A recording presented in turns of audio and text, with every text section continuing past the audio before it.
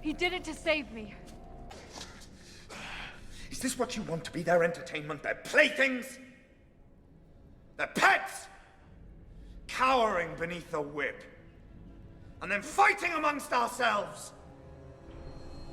Is this what you want? I've lived by their rules my entire life. I've protected them, envied them. And for what? To be treated like an animal. We are not animals! We do have a choice! We can choose to be more than this! We can be slaves! Or we can be like us!